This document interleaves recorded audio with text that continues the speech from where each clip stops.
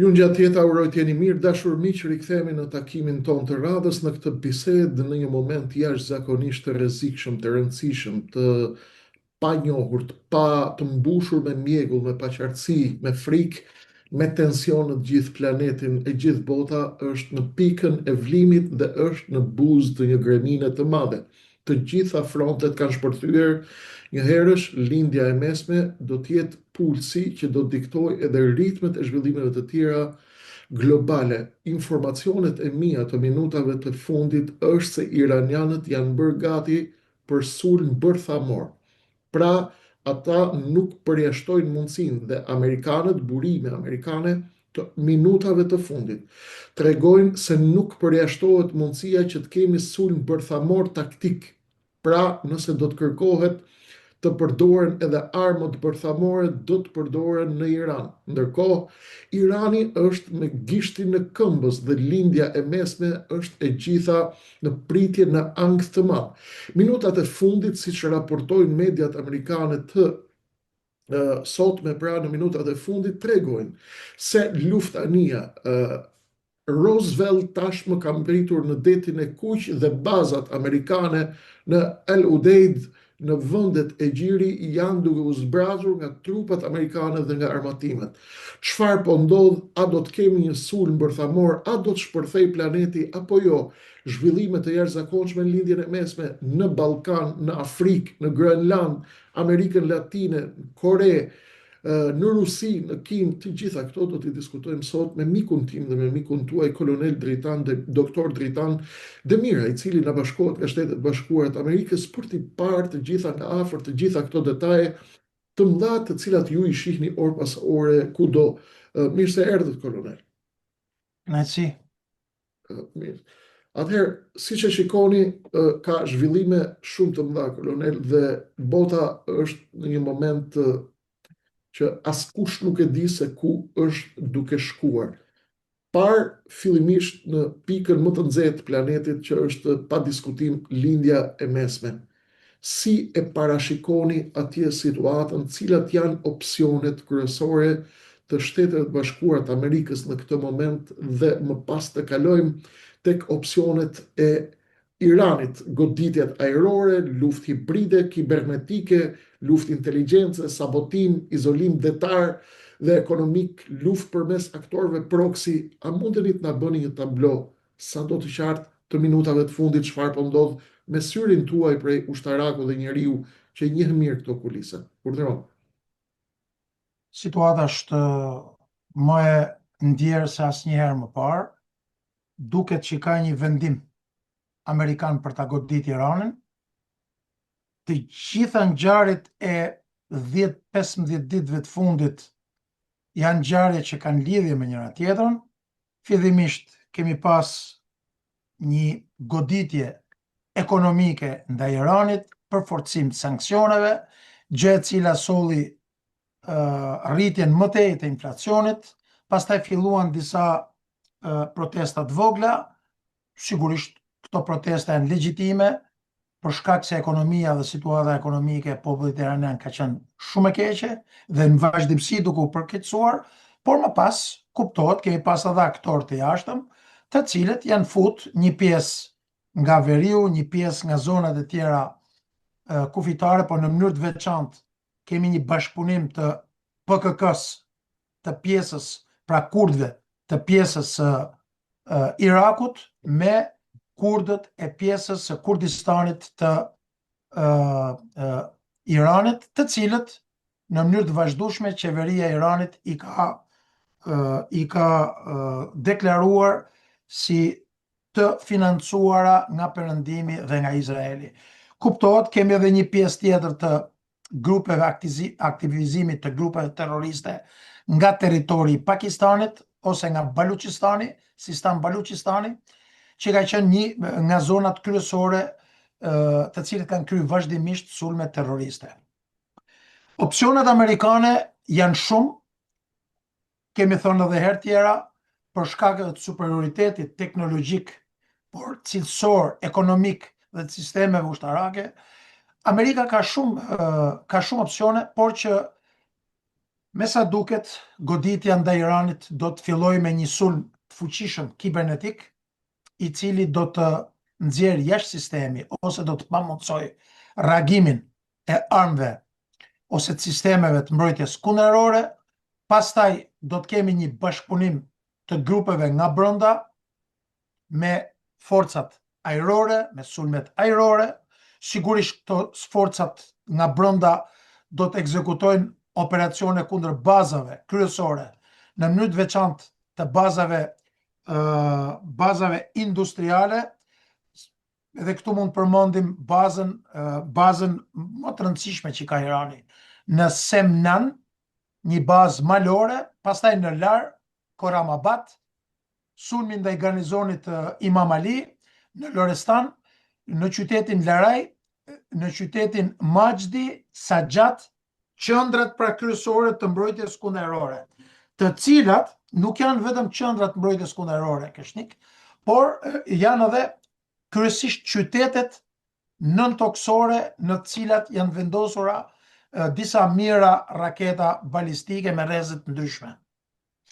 Vetë kuptohet që reagimi i Iranit me sa duket do të jetë i menjëhershëm, dhe një nga ato opsione që sapo thatë edhe ju, por që unë besoj do të jetë një vendim shumë i vështirë për të marrë, në rast se do të merret përsipër sulmi me armë bërthamore taktike ndaj këtyre qyteteve nëntoksore, që do të krijonte një precedent pastaj për konfliktin e ardhshëm ose konfliktin aktual i së pari, në rast se do të përdoren armët taktike në Iran.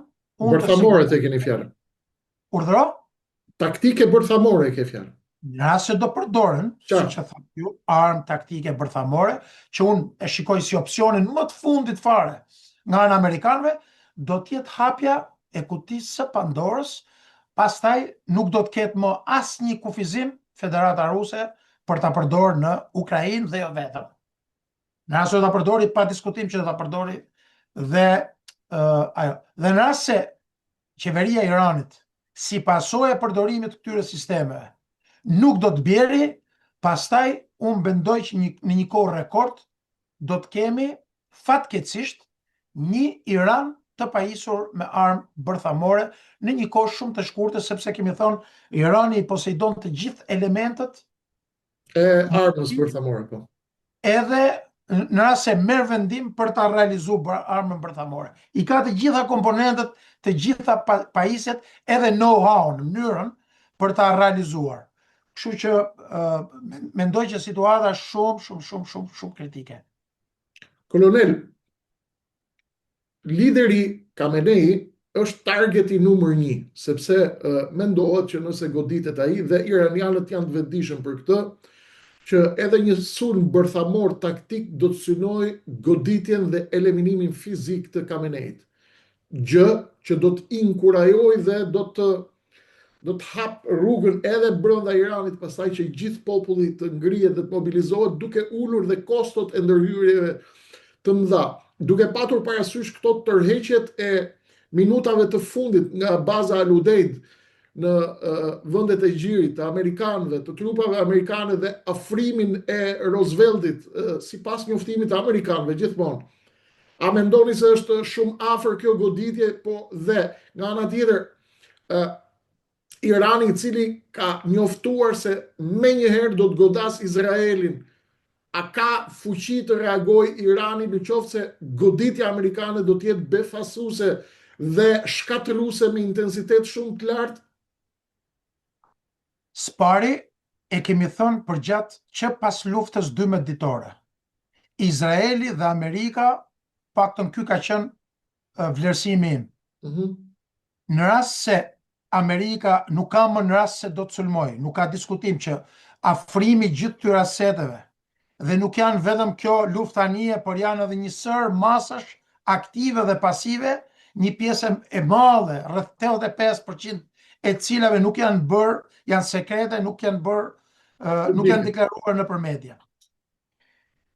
E kemi thënë për gjatë gjithë intervistave, objektivi kryesor do të jetë kësaj radhe, e deklaroi edhe sot presidenti Trump, dhe ai nuk bën blofe në asnjë rast. Fati i jot, i tha Ayatollah Ali Sejid Khamenei, do të jetë njësoj me Qasem Sulejmanin. Pra jemi në momentet kur inteligjenca amerikane izraelite në bashkëpunim me rrjetet e zbulimit dhe të inteligjencës brenda Teheranit, brenda edhe me bashkëpunëtorët e tyre, ndoshta një pjesë në Ministrinë e Mbrojtjes, pasi është e sigurt që kanë edhe në nivelet e larta të Ministrisë së Mbrojtjes, jo të rojeve revolucionare, të Ministrisë së Mbrojtjes dhe të aparatit tjetër dhe të dikasere tjera të Iranit, në bashkëpunim me inteligjencën e përditësuar, në momentin kur të sigurohen 100% se ku ndodhet Ayatollah Khamenei në bazë edhe të rrethanave të objektit në cilat ndodhet ai, aty do të merret edhe vendimi për të përdorimin e sistemit i cili do të mundsoj 100% asgjësimin e tij. Pa diskutim që kjo goditje e vrasje e Ayatollah Khameneit do të ketë dy efekte. Nga njëra anë mund ta përshkallëzoj protestën dhe uli deri në një farë mënyre reagimin e njësive të Ministrisë së Mbrojtjes, por nga ana tjetër do të eskaloj në maksimum një pjesë të madhe të popullsisë së Iranit të cilët e mbështesin regjimin. Dhe këtë e kemi parë dhe ditët e fundit. Isfahan, Mashhad, në Teheran, edhe në provincat tjera. Ka patur kundër protesta milionçe, po. Prej disa milionashe. Sepse ne jemi parë që shikojmë vetëm njërin krah, sepse njëri krah ne intereson. Por këtu ne jemi për të bërë një analizë profesionale. Absolutisht, kemi mbyllur. Pavarësisht se mbështesim rënien e regjimit të Iranit, edhe unë edhe ju. Kolonel, ne jemi këtu për t'i treguar njerëzve disa analizat të cilat nuk i gjen. Ne nuk jemi këtu as të paguar, as jemi njerëz me bordero. Nga njëra anë kemi dhënë dëshmi që si jemi njerëz të borderos. Ju jeni peng i profesionalizmit dhe i dignitetit tuaj, dhe Kreshnik Osmani është peng i dignitetit vet dhe i profesionalizmit vet, dhe lutem, uroj dhe shpresoj që kështu të ndahem nga kjo jetë. Ne nuk jemi pengjet askujt, ne bëjmë profesionalizëm. Kujt i pëlqen, kujt nuk i pëlqen, u dha mbar, ka sa dush kështu fshirë këpucësh, apo lapist të cilët flasin aty ku kanë borderon. Ne kemi të qartë ku është orientimi ju strategjik, e dim shumë mirë ku i kemi halatët tonë, ne dim shumë mirë si i kemi hallet e Shqipërisë, ne mbrojmë hallet e Shqipërisë dhe në të njëjtën kohë tentojmë t'i shpjegojmë njerëzve aq sa duhet kuptojnë, por nuk jemi ne këtu lapist, nuk jemi rastisht bashk. Ju keni tregu që jeni profesionist dhe me dignitet, pa bordero, dhe unë gjithashtu. Nëse mira shqiptarë që na ndjekin nuk e kanë kuptuar këtë deri tani, është e kohë që neve t'ja shpjegojmë. Urdhëroni, sepse jam shumë i lumtur që dëgjoj këto detaje për ju. 8 janë bazat amerikane të cilat janë në shënjestrën e gardës revolucionare. Një pjesë e madhe e cilave nga komanda hapësinore, pra e raketave balistike, një pjesë tjetër nga komanda e forcave detare, e cila me qëllim krijimin e një hemorogjie sa më të madhe tjetë e mundur brenda territorit të ujrave të Gjirit Persik, ka armatosur të paktën prej 10-15 vitesh një pjesë të madhe të ishujve, të cilët një pjesë janë në krahun e Arabisë Saudite, por në mënyrë të veçantë në krahun e Emirateve të Bashkuara Arabe dhe të Omanit, që të thotë sasia e raketave balistike me rrezet shkurtër dhe të mesme, e cila është e gatshme për të përdorur dhe për të dislokuar për goditjen e këtyre 8 bazave. Distanca e tyre e afërt, sasia e madhe e tyre, kombinimi i tyre me sulme nga ajri, me raketa balistike dhe me raketa detare, një pjesë e madhe të cilave janë hipersonike, e rrisin koston ose mundësin për goditjen e bazave amerikane në mënyrë të veçantë në Katar, Emiratet e Bashkuara Arabe, Bahrein, por edhe në vende të tjera. Dhe jo pa qëllim, biseda e djeshme e Lahrianit, sekretarit përgjithshëm të Qeverisë së Sigurisë Kombëtare, ka pas një bisedë edhe me Turqinë që e ka paralajmëruar në rast se sulmohet Irani, unë do të godas edhe Incirlikun. Incirlikun në cilën ndodhen edhe rreth 40 dhe 60 armë bërthamore, pra baza amerikane në Turqi. Pra është një konflikt i cili mund të filloj në një kohë shumë të shkurtër, pa diskutim që fuqia e amerikane është e jashtëzakonshme dhe planizuesit amerikan për këtë qëllim, në mënyrë që të rrisin përqindjen dhe mundësinë e fitimit, e fitores, i kanë kërkuar presidentit Trump të paktën edhe një 10 ditësh kohë për ta, po me sa duket, kërkesat e tyre, koha e tyre ka qenë siç japin urdhër për shembull drejtuesit e nivelit të presidentit Trump, okay, po ju jap edhe 48 orë, 72 orë, edhe 3 ditë. Dhe besoj që opsionet edhe të Iranit nuk janë as pak për tu neglizhuar. Informacionet e mia, kolonel, tregojnë se përveç Turqisë, ministri i mbrojtjes së Iranit ka folur edhe me vendet e gjirit dhe kemi një delegacion gjithashtu nga Omani, nga Katari dhe nga Arabia Saudite. Një treshe urgjente është nisur nga vendet e gjirit drejt e në Washington në Shtëpitë e Bardhë për t'i kërkuar presidentit Donald Trump që të shoh mundësinë që të shtyjë këtë apo të ndalë këtë që po ndodh, sepse rrezikon të hidhet në erë e gjithë lindja e mesme. Sigurisht Trump u ka thënë që ajo që we are ready, ne jemi gati, nuk ka më kthim pas. Mendon, kolonel, se një goditje fatale mundet të shtyjë brenda radhëve të pushtetit në Iran në dezertime masive. I shefi shërbime sekrete italiane sapo ka dalë dhe ka thënë që Khamenei është duke negociuar largimin e tij në këto momente. Si e shikoni këtë moment? Një goditje fatale i jep mundësi Iranit që të bëjë reagim dhe ta ndezë gjithë lindjen e mesme, apo e bllokon dhe e mbyll shpejt luftën? Ju si ushtarak, si e shihni këtë? Unë besoj që deklarata e ish shefit të shërbimit sekret italian është pjesë e luftës psikologjike, qartë. Absolutisht, për shkak se të gjitha masat, të gjitha informacionet, të gjitha indikacionet janë që Khamenei, kushdo që e ka studiuar Iranin, kushdo që e njeh Khamenein dhe regjimin e tij, nuk e beson këtë histori. Sepse edhe në rast se do të goditet dhe zgjësohet Khamenei Kreshnik, unë kam një frikë tjetër që një leadership tjetër më ekstrem se sa Khamenei do të zëvendësohet. Dhe më lejo të sjell këtu në vëmendjen tuaj, ke një pjesë të drejtuesve të Gardës Revolucionare. Ke General Major Bagherin, speakerin e parlamentit. Jam i sigurt që të gjithë këto janë në listën e targetimit.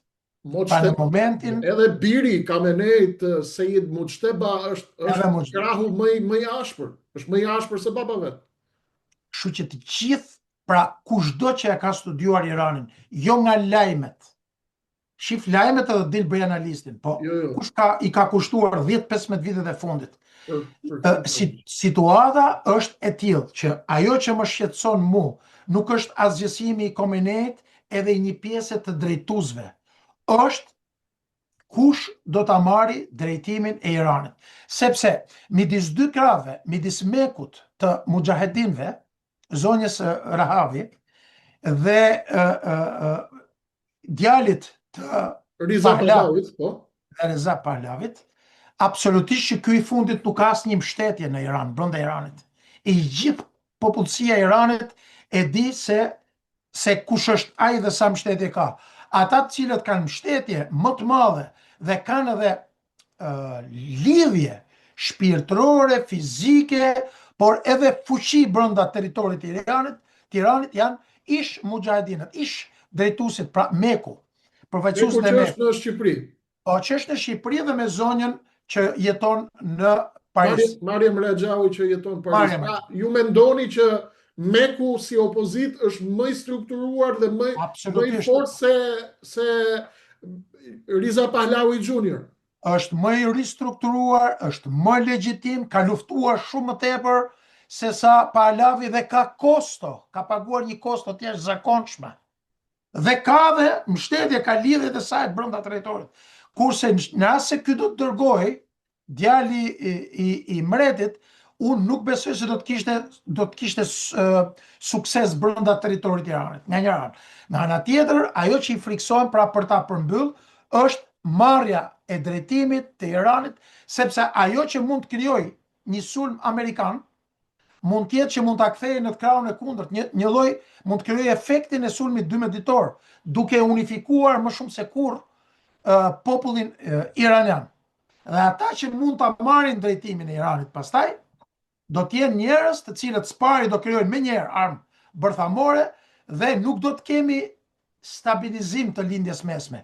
Do kemi destabilizim se ky konflikt do të përshkallëzohej më tej. Si skenari i Siris, 3-14 vjet luftë civile derisa të raskapitet plotësisht. Sa të rrezikuara janë bazat amerikane lindjen e mesme, kolonel, në Irak, në Siri, në Kuwait, në Bahrein, në Katar, në Emiratet Arabe, në Arabinë Saudite, nga raketat balistike, nga dronët dhe nga milicit shiite. Cila do qoftë goditja e Iranit, a ekspozohen trupat amerikane dhe bazat e tyre ndaj një rreziku eksponencial në vijimsi, në rritje, apo i kanë marrë masat edhe për këtë? I kanë marrë masat në maksimumin e mundshëm. Konflikti 12 ditor, i cili nuk do të ketë intensifikimin ose intensitetin e këtij konflikti, për arsye sepse në rast se do të sulmohet Irani, do të luftojë për jetë a vdekje. Që do të thotë intensiteti i përdorimit dronëve dhe i raketave balistike, në rast se nuk do të shkatërrohen nga një bombardim masiv amerikan, ki parasysh që do të jetë një Amerika i gati gjitha mundësitë dhe aftësitë operacionale për ta zgjuar një sasi të madhe të konsiderueshme. Por konfliktet kanë treguar që pavarësisht përforcimit, dislokimit edhe të një baterie shtesë, thatë, të një sasie të konsiderueshme, thadit në Arabinë Saudite, baterive shtesë në Emiratet e Bashkuara Arabe, sistemet izraelite në territoret e Barak në Emiratet e Bashkuara Arabe, edhe në vendet e tjera, përsëri distanca shumë e ulët, përditësimi i disa llojeve dronëve që ka bërë këto muajt e fundit, Irani bazuar edhe në mësimet e nxjera, duke kuptuar boshllëqet e sistemeve amerikane e izraelite bashkë.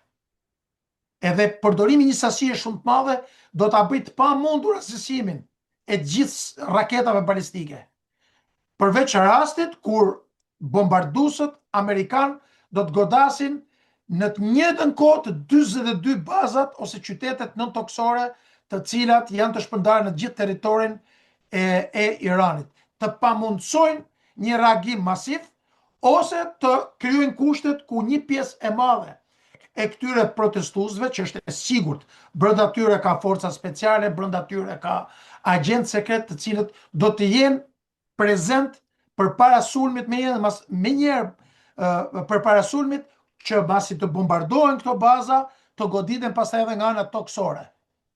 Ka dhe plan B pra për goditje ndërhyrje toksore menjëherë pasi të ndodh goditja fatale nga ajri? Goditje toksore, njerëzit janë në terren sot, Kreshnik, që po flasim bashkë. Jo konflikt konvencional me dislokimin e 10 mijëra trupave. Shërbimet sekrete, forcat speciale duke shfrytzuar dhe kaosin janë sot në terren. Janë sot dhe sot janë më të mbrojtur se asnjëherë tjetër, pasi shërbimet inteligjencë, forcat Al-Quds, forcat speciale dhe agentët e Mojsit, zbashku me gjendarmarinë dhe forcat e policisë, janë të angazhuar në mbrojtjen, kryesisht në mbrojtjen e objekteve shtetërore. Nuk kanë mundësi të shpërndahen në terren. sepse në terren janë me dhjetëra mijëra protestues dhe brenda këtyre protestuesve është më e lehtë për shërbimet për t'u afruar në objektet e goditjes. Dhe në momentin që objektet goditen, do të përdoren njëherë forcat në terren për ta zgjuar bateritë e raketave kundërore, një pjesë e madhe të cilave janë zëvendësuar, dhe pastaj bombardimet dhe vazhdimi i mbështetjes me forca në terren me njësi të vogla për ta minimizuar kohën e reagimit njësive iraniane kundër bazave amerikane. Qartë, parë nga kjo, duke parë këtë tablo që ju sapo thatë, kolonel, lind një pyetje e natyrshme në këtë moment. Cilat janë prioritetet absolute të amerikanëve në këtë moment dhe në këtë pikë të vlimit që po shkon lidhja e mesme? Është mbrojtja e Izraelit, është siguria e rrugëve detare, Hormuz, ngushtica e Hormuzit dhe Bab el-Mandeb, është mos përhapja bërthamore, apo është mos humbja e kredibilitetit të Trumpit dhe të Amerikës në botë? Të gjitha janë nga pak, po e para dhe më e rëndësishme është presidenti Trump, sidomos në këtë vit, që është viti më i rëndësishëm për presidencën e tij, sepse në nëntor kemi zgjedhjet. Ju e dini që ai ka ardhur dhe është votuar nga populli amerikan për ta bërë Amerikën më të madhe përsëri dhe për paqen. Dhe pikërisht ky konflikt bie kundër me premtimet e tij.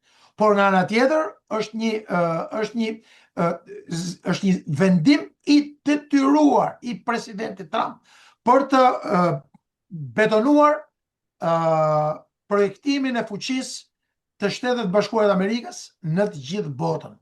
Dhe nëse kjo administratë arrin të argëzojë edhe kështjellën e fundit, që është objektivi final i Izraelit, Iranin, atëherë nga njëra anë ka siguruar kredibilitet edhe më të madh, nga ana tjetër edhe e ka rrit prestigjin e saj, i ka friksuar dhe më tepër kundërshtarët e saj, por nga ana tjetër prioriteti numër 1 i Trumpit sot është minimizimi i humbjes së jetës të ushtarëve amerikanë.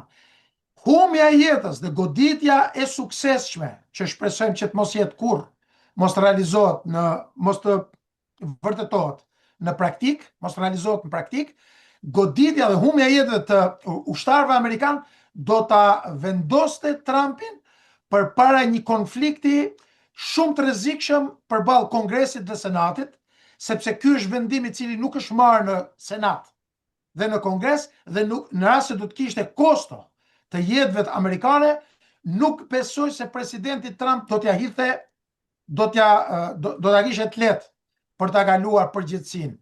Së dyti, sigurisht është prioritet edhe sigurimi i Izraelit, sepse ky konflikt më shumë se për asnjë tjetër është një interes të Izraelit, nuk është një interes të vendeve tjera, sigurisht është edhe interes të Amerikës, po kryesisht 90% është një interes të Izraelit. Ky sulm, le të jemi fair edhe me dëgjuesit. Ky sulm për interes, është pjesë e kërkesave të kryeministrit Netanyahu.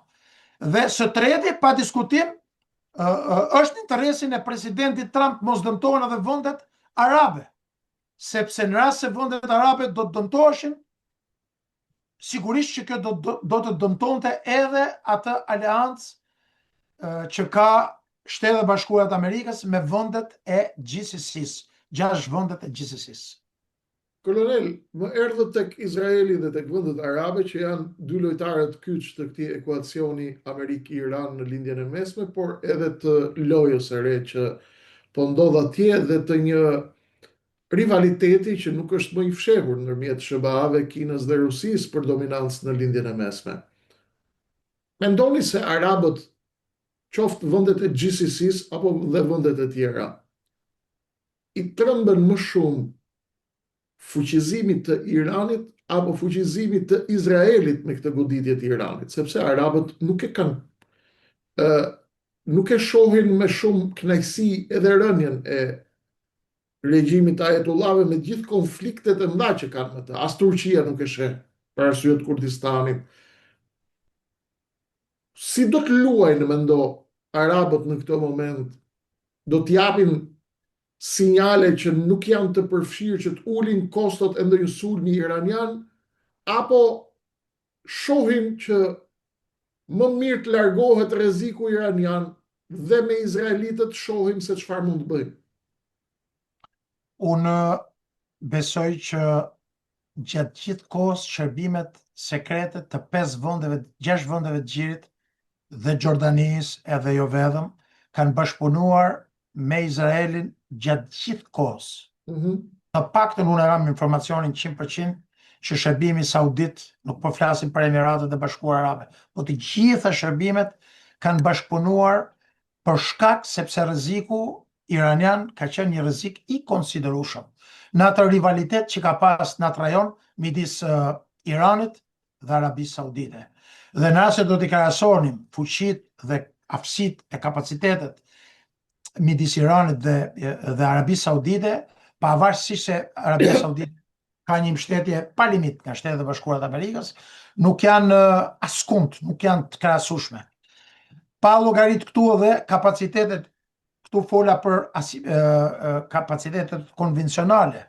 Dhe nëse i shtojmë edhe hapësitë dhe kapacitetet asimetrike në det, në ajër dhe në tokë, me gardën revolucionare, në shtesat të grupeve militante Shia në jug dhe në veri të Arabisë Saudite, pra flasim për grupet e milicisë, Hezbollahun, Hamasin, Gjihadin Islamik Palestines, 5 grupet kryesore Shia në Irak dhe 3 grupet kryesore Shia në Siri dhe Houthit, por jo vetëm, atëherë nuk diskutohet fuqia. Unë besoj që një nga shqetësimet më të mëdha sot nuk është Irani për Arabinë Saudite dhe për vendet e tjera ashtu këtu plus dhe Turqinë. Sot është Izraeli, sepse ambicjet e tij dhe kjo mbështetje që ka marrë nga Shtetet e Bashkuara të Amerikës pa limit janë sfidë, rrezik dhe kërcënim i drejt për drejt për vendet e Gjirit Persik. Tashmë nuk ka më asnjë sekret, askush, të gjithë flasin haptazi për Izraelin e madh, që përfshin brenda 1/3 e territorit të Egjiptit, përfshin brenda gjysmën e Arabisë Saudite, Mekën dhe Medinën, që do të thotë luftë kundër gjithë botës islamike, 2 miliard njerëzve, komplet territorin e Xordanisë, gjithë territorin e 2/3 e territorit të Sirisë, një pjesë të 2 krahinave, Mersinën dhe Hatajt të Turqisë, komplet Xordanin dhe një pjesë të madhe të Irakut plus Kuvajtin. Kështu që rreziku dhe kërcënimi sot për Arabinë Saudite dhe është pikërisht ky rrezik dhe kërcënim që provokoi krijimin e një aleance strategjike midis Arabisë Saudite dhe Pakistanit dhe shumë shpejt me Turqinë dhe me vende të tjera. Dhe me Egjiptin. Dakor. Kolonel, ka dhe madje informacione në mbështetje të kësaj që sapo thatë. Informacionet e minutave të fundit është që nën Tryez ka patur edhe hapje linjash të caktuara, ndoshta jo direkte, mes Arabisë Saudite dhe Hezbollahve, ndërmjet diskutime me Iranin apo me faktorë të tjerë. Këto mbeten në diskutim sepse janë çështje që nuk i vërteton dot kush asnjëherë, por flas atë që thot shtypi botror, par këtë rrezik që vjen, dhe Izraeli e ka të deklaruar ambicien e tij për Izraelin e madh, ndarja e Sirisë, coptimi i Sirisë, coptimi i Irakut, coptimi i Turqisë, coptimi i Libanit, coptimi i Jordanisë, i Irakut, i Iranit e kështu me radhë, është vetëm paradhon e kësaj dominance absolute të Izraelit. Par nga ky rrezik që vjen për Erdoganin, për Saudin, për Pakistanin, për Iranin, për gjithë këta. Dhe par rolin e Iranit në lindjen e mesme, kolonel, gjatë gjithë këtyre viteve, mos valli Irani shkoi në vetvrasje në momentin që i kaloi ambicjet e veta për te kufive të Iranit. Princi i kurorës Arabisë Saudite, Mohammed bin Salman, i ka një deklaratë që thot: si do të merrem vesh unë me Iranin, thot, kur e ka në kushtetut që unë pres të vi Imam Mehdiu dhe do të pushtojmë të gjithë vendet arabe, do të çojmë linjën e islamit shiit, do shkojmë në Mekë, do shkojmë në Medinë, do shkojmë, e kanë në kushtetut dhe thot princi i kurorë saudit në një deklaratë para disa kohë, si do të merren vesh me këtë mendësi, thot. Ne me gjithë vendet e botës thot, shkojmë, kemi probleme, flasim, i zgjidhim ku ka ngec, hajde shohim si ta riparojmë.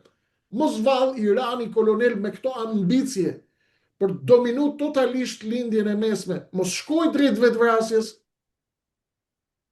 Absolutisht që po, edhe e kemi diskutuar edhe herë tjera, në rast se analizojmë me vëmendje 6 shtyllat me të cilat mbështetet Republika Islamike, e cila dhe ndjek edhe ideologjinë Velayat el-Faqih, e cila 6 pillars kryesore që janë, një nga të cilat është mbizotrimi i lindjes mesme. Për gjithë ju që se dini çfarë janë pillars janë shtyllat. Shtyllat, 6 shtyllat kryesore. Kolonat, po. Me cilat e zhvillon aktivitetin politik Republika Islamike, por me cilat është e zhvilluar, e bazuar edhe doktrina dhe strategjia ushtarake e Iranit, të cilin unë e kam analizuar përmes 800 faqeve në një libër të botuar, është libër unik në gjithë Europën i botuar vjet.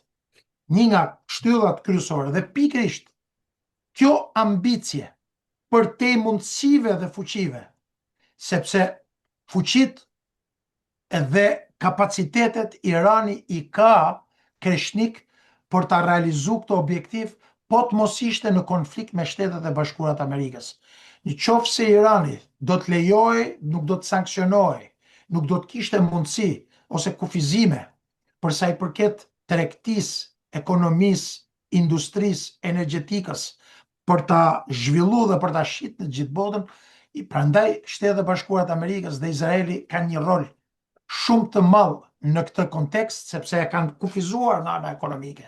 Dhe në momentin ku një shtet me sipërfaqe, me një topografi shumë të mbrojtur, me një popullsi shumë të madhe dhe burime të jashtëzakonshme, po të mos kufizoj, do të bëjë një rrezik edhe më i madh, edhe me një ekonomi dhe teknologji të zhvilluar. Është një vend që për 24 orë po të dojë sot, e ka mundësi për ta krijuar armën bërthamore. Një vend i cili ka krijuar një pjesë sistemesh, raketash, hipersonike dhe një pjesë teknologjie ushtarake, edhe pse nën sanksione prej 47 vitesh, të cilat një pjesë të madhe nuk i ka as perëndimi kreshnik. Kështu që pikërisht Shtetet e Bashkuara të Amerikës në këtë këndvështrim kanë luajtur një rol shumë të rëndësishëm dhe pozitiv. Kolonel, të shkojmë më një herë tek një ekuilibër tjetër, Kina dhe Rusia. Në Venezuela u mjaftuan me deklaratë. Dje ka patur një deklaratë fort nga zëdhënësja e Kremlinit zonja Maria Zakharova, e cila ka folur me tone shumë të forta në emër të Rusisë. Mendoni se rusët dhe kinezët, të cilët përfitojnë që Amerika të raskapitet duke u përplas me këtë mundet, përveç se me Kinën, apo përveç se me Rusinë që po bëhet proksi në Ukrainë, Kina dhe Rusia, kolonel, do të vazhdojnë me deklaratat e Lavrovit dhe të zonjës Zaharova, apo sepse edhe Putini nga 4 aeroplan në ditë ka mbush me shtetasit rusë në ditët e fundit duke i evakuar nga Irani. Dobësimi dhe rrëzimi i Iranit nxjerr jashtë luaj një nga shtyllat më të mëdha të ekuilibrit gjeopolitik në lindjen e mesme dhe të pranisë ruse dhe kineze. Lufta pa diskutim forcon SBA-n dhe NATO-n dhe destabilizon Kaukazin dhe Azinë qendrore. A do të lejojnë rusët dhe kinezët të bjerë Iranin, apo po e kuptuan që është marrë vendimi i madh, tashmë Iranin e kanë shitur? Unë në gjykimin tim modest them që Irani është shitur, për sa kohë që nuk kemi deklarata drejt për drejt nga presidenti Xi Jinping dhe presidenti Putin. Qartë. Në rast se do të kishim seriozitet ose kalim të vijës kuqe, nuk do të dilnin zëdhënësat e ministrive të jashtme. Unë e kam dëgjuar edhe deklaratën e Zakharovës, edhe deklaratën e zëdhënëses Ministrisë së Jashtme kineze, sepse ky tashmë është kthyer në një profesion që ne e ndjekim për gjatë 20 orëve në ditë, çdo gjë që ndodh në botë, Patjetër. dhe mu më rezulton që Irani është shitur. Për sa i përket avantazheve dhe disavantazheve, në rast se Irani do të bjerë, kjo vërteton atë që ne kemi thënë gjithmonë, që Shtetet e Bashkuara të Amerikës tashmë, si asnjëherë gjatë 30-40 viteve të fundit, vendosin për herë të parë për 30-40 vitet për gjatë 30-40 viteve të kaluara, për herë të parë vendosin një fuqi të pasfidueshme më nga askush. Në rast se largojnë edhe Iranin, në rast se vazhdojnë edhe me disa vende të tjera të cilat priten, që ne do kemi kohë t'i analizojmë. Pra ka një avantazh të jashtëzakonshëm.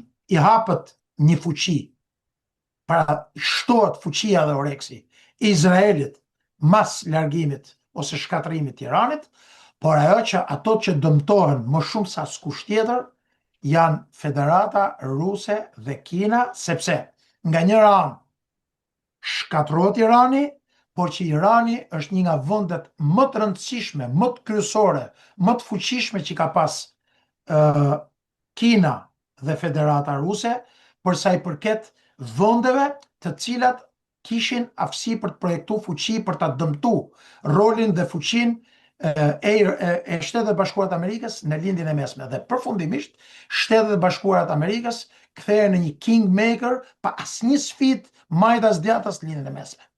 Federata Ruse humbet të gjitha mundësitë për korridorin jug-veri, Kina humbet një pjesë të madhe, shkatërrohet plotësisht, i bëhet një dëm i jashtëzakonshëm projektit të saj të shekullit, në të cilin ka investuar $1.5 trilion. Belt and Belt Initiative, sepse të gjitha rrugët kalojnë përmes Iranit, dëmtohet, shkëputen lidhjet e saj me Azinë, Euroazinë, lindjen e mesme, Azinë qendrore dhe me kontinentin europian, dhe korridori pastaj që kanë personal lindje perëndim, i cili realizohet nëpërmjet korridorit ekonomik në Pakistan, që quhet korridori ekonomik veri-jug.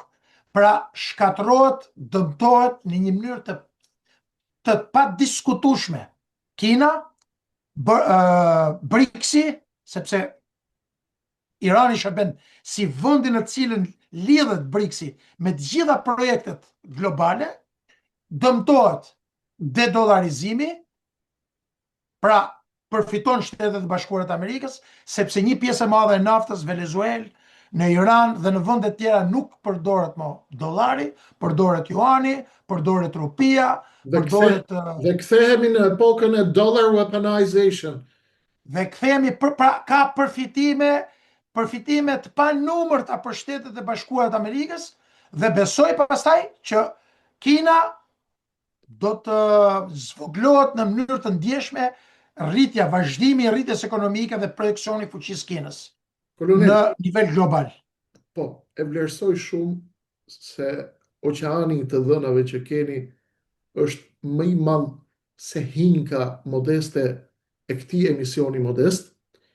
Të lutem që të merremi me sa më shumë gjëra, përpiqu të mi presosh të gjitha të dhënat dhe të përgjigjemi pak më shkurt, se më duhet të kthehemi në Ballkan, në Shqipëri. Shqiptarët vërtet i ndjekin me kuriozitet këto tema. Shqiptarët kanë një etje të jashtëzakonshme për gjeopolitik, për marrëdhënie ndërkombëtare, për zhvillimet e botës, dhe ne jo rastësisht i analizojmë, sepse duam të shohim tek e fundit si do ndikojnë ke jetët tona gjithë këto ngjarje, gjithë këto zhvillime. Shumë shkurt, kolonel, të kthej para se të kthehemi në Ballkan.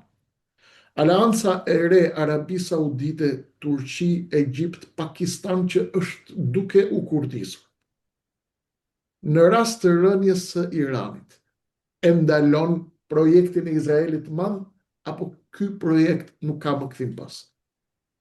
Absolutisht që e ndalon, përkohësisht, për sa kohë që kjo aleancë nuk do të friksohet, sepse kemi dy vende të cilat me një telefon tërhiqen. Me një telefon nga presidenti Trump tërhiqen. Kemi Arabinë Saudite, e cila nuk guxon ta sfidoj Trumpin, e kemi pastaj Asim Munirin, ai që është de facto drejtuesi i Pakistanit, shefi i shtabit përgjithshëm, i cili me një telefon përsëri tërhiqet. Është një aleancë e cila bëhet kundër Izraelit, por kuptohet se kush është Izraeli. Kur themi Izraeli, themi Shtetet e Bashkuara të Amerikës. Izraeli është hiç, asgjë, po të mos jenë Shtetet e Bashkuara të Amerikës. Dhe në mënyrë të veçantë me këtë administratë, e kemi thënë që në ditën kur ka hyrë presidenti Trump, është presidenti madje vetë përballë gjithë televizorëve, e kemi dëgjuar. Është presidenti i parë hebrej, thojza. Në kuptimin që i thonë që je presidenti që i ke mbështet më shumë se gjithë tjerët, që të mos keq kuptohemi. Pra ky është presidenti i cili nuk do të përballë Izraelit, përballë Netanyahu, do t'i sfidoj gjithë tjerët. Është një aleancë e cila e sfidon Izraelin, në rast se dhe është një aleancë që duhet se s'bën ta kuptoj që e ka nevojë ekzistenciale. Qartë. Të kthehemi më një herë në Ballkan dhe në Shqipëri urgjentisht. Kryeministri i përkohshëm i Shqipërisë, Edi Rama, gjithmonë ka shkuar në Emiratet e Bashkuara Arabe, ka bërë një status gjithë me gërma kapitale, i egzaltuar nga çmimi që ka marrë tek presidenti i Emirateve, Sheiku Mohammed bin Zayed. Kudo ku shfaqet Rama, shfaqet dhe Vučići. Çfarë kërkon Vučići dhe Rama në Emirate? A janë Emiratet barka shpëtimit dhe a ka mundësi të shpëtojnë apo jo? Po flasim për dy persona cilët kanë ardhur njësoj në pushtet, kanë ardhur njësoj, qoftë Vučići, qoftë Rama, të mbështetur nga krimi organizuar. Po të marrim, të analizojmë, bëjmë një emision të veçantë se kush janë drejtuesit kryesor të 10 vendeve që rrotullohen në të gjithë strukturën politike të Serbisë dhe lidhjet e tyre të thella me trafiqet e armëve, me trafiqet e drogës në gjithë botën. Pra, e njëjta gjë ka ndodhur edhe me, siç quhet në anglisht keshnik, ato ndjekin të njëjtin playbook. Playbook për ju dëgjues të dashur është mënyra se si drejtojnë, pra mënyra, strukturat, taktikat, teknikat, procedurat që ndjekin politike dhe në të gjitha linjat e tjera pastaj për të qëndruar në pushtet. Të njëjtin playbook përdor edhe Putini, përdor edhe Vučići, përdor edhe kryeministri Rama. Vučići ndjek playbookun e Vladimir Putinit. Në nivel sigurisht më të vogël, sepse është vend shumë herë më i vogël, me aftësi dhe mundësi më të vogla. Por struktura e tyre është, dhe kam qenë një nga njerëzit e parë 5-6 vite përpara që kanë bërë disa emisione për luftën hibride, për operacionet hibride, kibernetike, me radhë kur në mediat shqiptare nuk diskuton të askush, duke nxjerrë dhe për kufizimet, duke publiku edhe një libër për Maskirovskën dhe jo vetëm, për gjitha këtë strategjinë e gjeneratës re e me radhë. Dhe e njëjta gjë kështu ka ndodhur, dhe arsyeja që këto gjithmonë shkojnë bashkë dhe takohen edhe përpiqen që të gjejnë mbrojtje tek Emiratet e Bashkuara Arabe është sepse nuk është sekret, Emiratet e Bashkuara Arabe dhe Mohammed bin Zayed është një nga njerëzit strategët më të mëdhenj që ka lindja e mesme me një fuqi, me një implementim fuqie qoftë tinxar, qoftë fshet, qoftë hapur, ekonomike, inteligjencë, politike, financiare, drejt për drejt në gjithë zonën, dhe këtë e ka arrit nëpërmjet një bashkëpunimi të ngushtë me Netanyahu, që hera përpiqet ta fshehë, por drejt për drejt edhe me fuqinë që kanë në Shtetet e Bashkuara të Amerikës, në mënyrë të veçantë me administratën Trump. A mendon që mund të jetë një bark apo është një tentativë dëshpëruar e Ramës? Mundet të hapin Emiratet e Bashkuara Arabe një kanal intubimi për Edi Ramën drejtim të Washingtonit?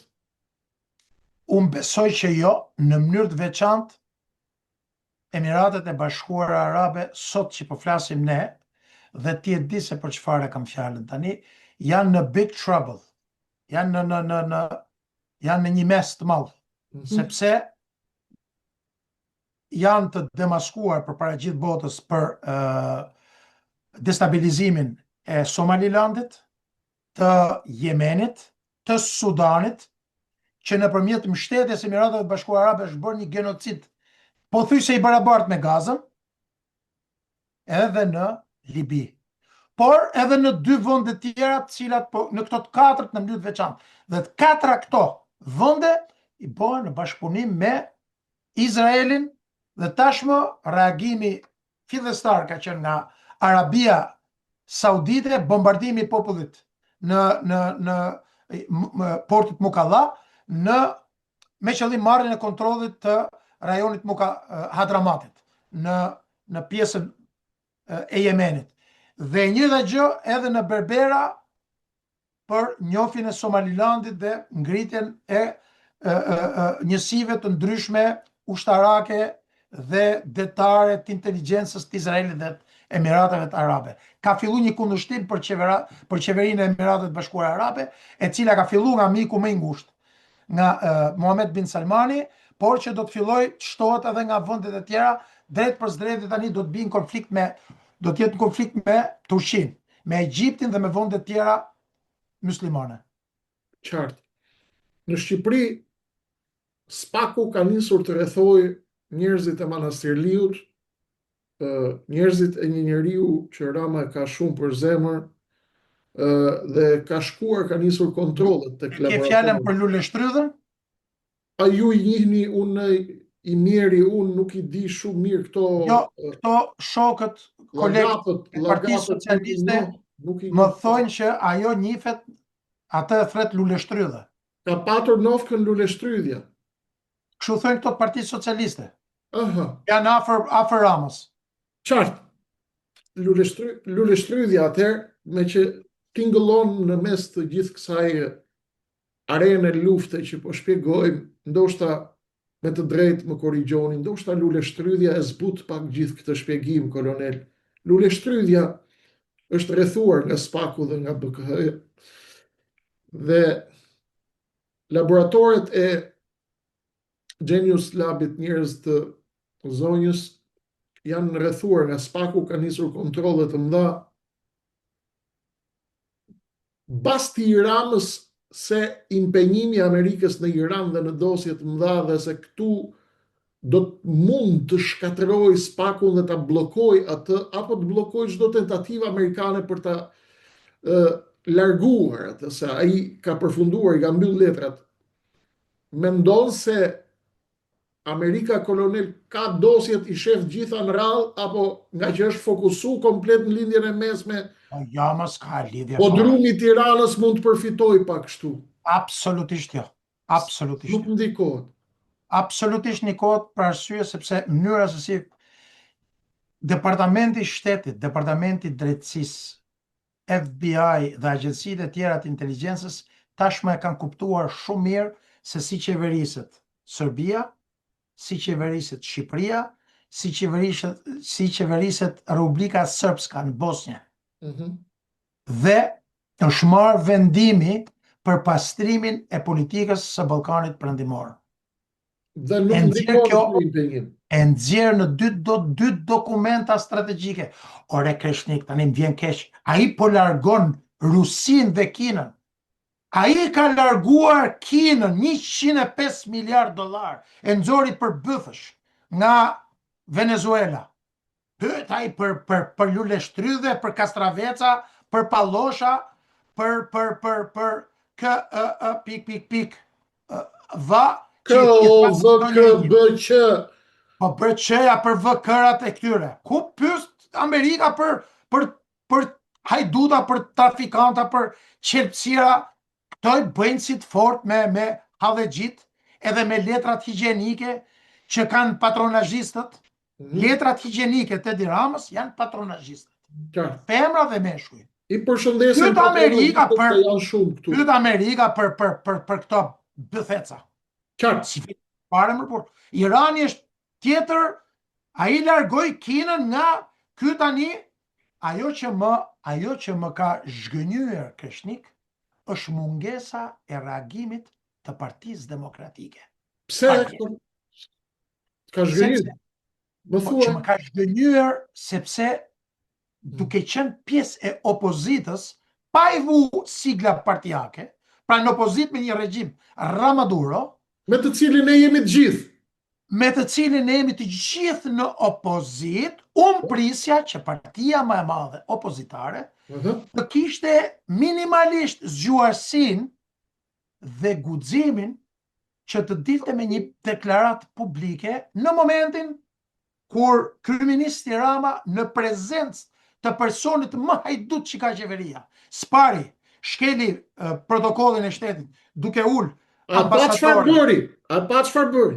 Jo, prapa, prisja një reagim nga Partia Demokratike që dilte të deklaronte që ne kundërshtojmë me forcën më të madhe sfidën që kryeministi i Shqipërisë, për cilën ne kemi qenë kaq vite në pushtet e me radhë, antarësimin NATO e me radhë, Partia Demokratike në kohën kur ka qenë pushtet, sfidon Shtetet e Bashkuara të Amerikës duke bërë kashillik me Kinën. Po kush ta bëj o kolonel? Ta bëj Fred Lela, ta bëj. Për drejt, duke sfiduar drejt për drejt. Dhe habitem se si nuk ka një njeri në atë parti që t'i shfrytëzoj këto momente pa të tregoj haptazi që është kundër kësaj qasje, sepse orientimi i Partisë Demokratike është orientim euroatlantik. Pra duhet një deklaratë e fortë dhe kërkesë ndaj ambasadës amerikane që dile e pe çfarë sikleti ishte zonja zëvendës ambasadorja nuk tas dorë. Pra kjo ishte një sfidë. Dhe po kjo sfidë 24 orë më mrapa ishte në Arabinë Saudite. Përgjigja është nuk pyet Shtetet e Bashkuara të Amerikës, kanë aftësi dhe kapacitetet me edhe me Iranin, edhe me Ramadurët, edhe me Madurët, edhe me Kinezudurët, edhe me Ruzudurët po deshte. Kolonel, unë po ju vija aty, por të them të drejtën më shpërqendroj pak luleshtrydhja, sepse unë i kam patur merak që i vogël kur shkoja në Voskopoj. Unë ishte fruti im i preferuar dhe ndoshta u Dhe kreu i rilindjes e ka merak të madh luleshtrydhën valla. Të kthehemi tek takimi dhe tek sfida. Rama mua nuk më rezulton, kryeministri i përkohshëm i Shqipërisë, mua nuk më rezulton kaq i paditur. Ai një skema, bën Big Brother, bën me politikën, ndërto skema, thërret njerëz, bën thika, bën tërheqje, jep ca leje ndërtimi atje ke PD-ja që të mos bëjmë deklarata, sepse ai ka rënë dhe zhgënjimit tuaj unë jam bashkuar ka 2 vjet me këtë PD-n. Një njeri që ka rënë në ring, është duke rënë që do grushtin e fundit, këta i japin oksigjen, Fred Lelat e këta, edhe merren me gjëra tjera, merren me budalliqe tjera. Ai ka rënë, këta e lën. Ai do grushtin e fundit, këta e lën e përkëdhelin. Këtu fshihet i lojë e madhe dhe mund ta bëjmë emision tjetër kur t'i vi. Shqiptarët në fakt e kanë kuptuar. Nuk e di nëse është shumë. Jo, unë mendoj që ai është duke rënë, ai është në rënje dhe ta ai ka rënë, ai ka rënë. Bukur shumë. Pra po pritet t'i hedhin peshqirin në tapet. Këta duhet t'ja hedhin peshqirin. Kanë punë tjera. Nëse shqiptarët i din tani lojën.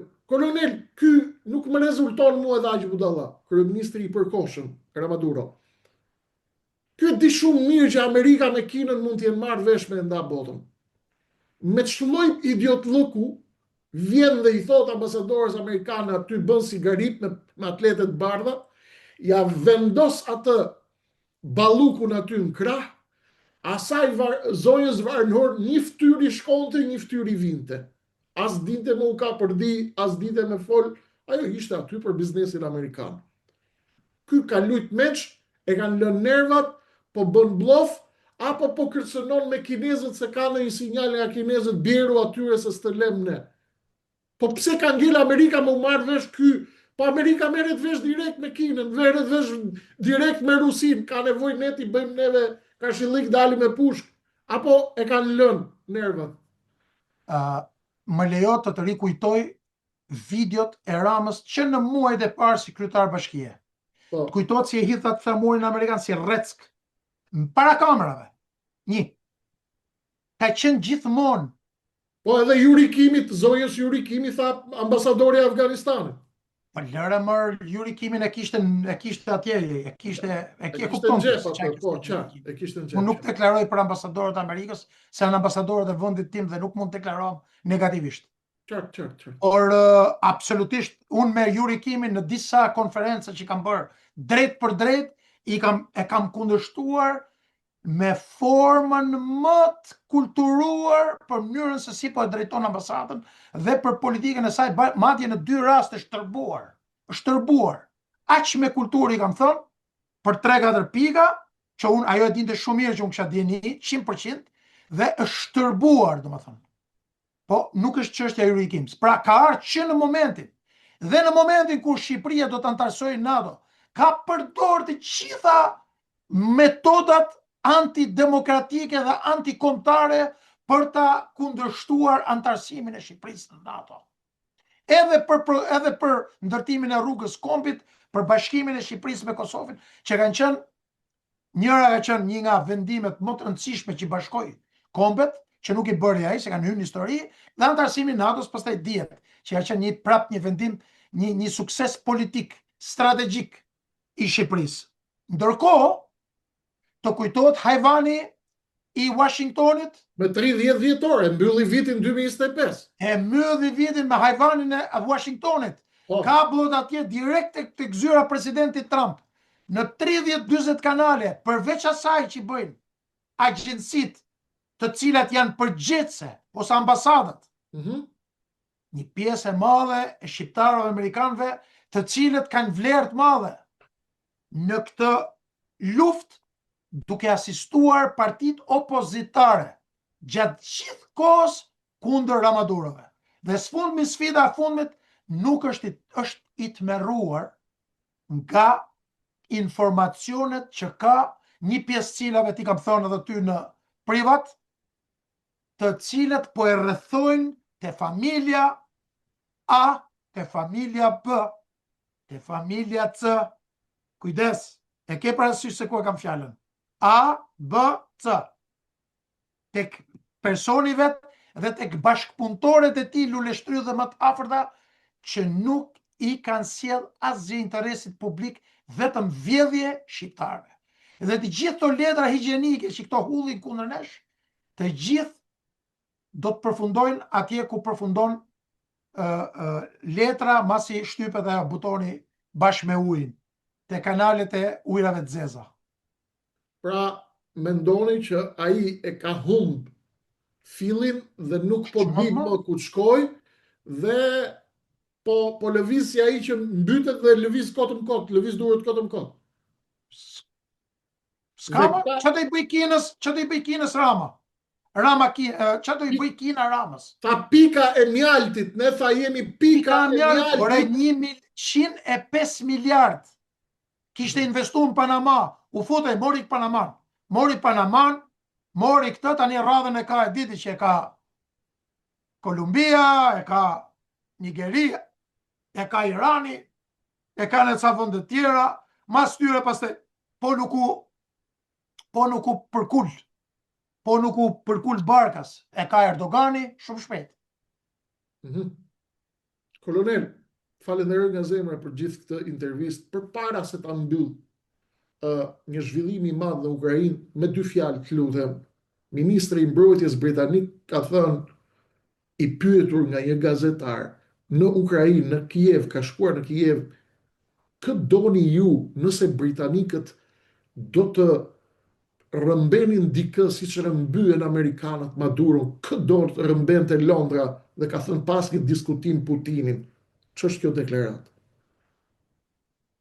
Është deklaratë e dëshpëruar e ministrit mbrojtjes britanisë, për shkak kreshnik, pavarësisht faktit që Britania e Madhe është një vend shumë i rëndësishëm aleat i Shqipërisë, sigurisht edhe i Shtetet Bashkuara të Amerikës, pavarësisht fërkimeve as pak të vogla që kanë sot me njëri tjetrin, 2 vendet, Britania me Shtetet Bashkuara të Amerikës, për herë të parë në 9 dekadat e fundit, por që është deklaratë dëshpërueshme për shkak se kanë dështuar në të gjitha vendimet.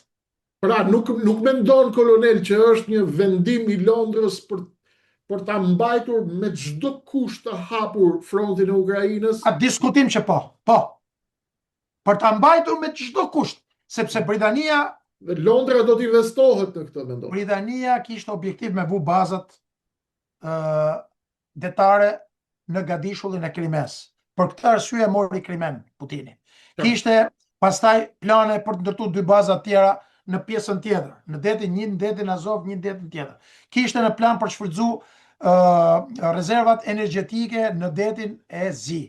Kishte në plan për shfrytzu mineralet e rralla, qymyrin, arin, naftin, të gjitha sot janë në territorin e pushtuar nga Putini, pra ka dështuar totalisht. Është një kolaps ekonomik, nuk ka mundësi dhe aftësi për të projektu forcë, sepse forcat armatosura britanike pavarësisht janë më cilësore në botë, në drejtim të cilësisë, të stërvitjes dhe të aftësive dhe të kapaciteteve, qoftë MI5-i, 6-i, SAS-i, SBS-i, forcat speciale, marina, por është një forcë ushtarake që çdo vit e më shumë zvoglohet, e cila nuk ka më atë ndriçim. Pra mesazhi ka mundësi financiare për ta zhvilluar. Pra mesazhi është simbolik dhe gjeopolitik më shumë se sa mundësi reale. Falenderoj nga zemra kolonel për informacionet, për bisedën e këndshme, për detajet e jashtëzakonshme të cilat na i ofrove bujarisht sonte ashtu siç bëni gjithmonë. Respekt. Atëherë, miq të dashur, ju falenderoj edhe ju nga zemra, unë dhe koloneli për kohën tuaj të çmuar. Është kënaqësi të flasim, folëm për zhvillimet më të mëdha. Zhvillimet do të jenë shumë të mëdha edhe në orët në vijim, në ditët në vijim. Do të jemi bashkërisht për t'i parë, qoftë në pikat më të nxehta të globit, qoftë këtu në Ballkanin ton dhe në Shqipërinë ton, e cila pa diskutim ndikohet drejt për së drejti nga këto zhvillime të mëdha. Nga unë Kreshnik Osmani dhe nga kolonel Dr. Dritan Demire ju përshëndesim për sonte me shpresën që të rishihemi shpejt sapo të kemi zhvillime të tjera të mëdha. Qëndroni në linjë me mua Kreshnik Osmanin në kanalin tim në YouTube, në rrjetet e mia sociale dhe kolonelin Dritan Demire, të gjithë ju që doni ta ndiqni, të shihni mendimet dhe opinionet e tij, mund ta ndiqni në fanpage-in e tij në Facebook. Faleminderit edhe një herë kolonel, natë të mirë për sonte. Grazie.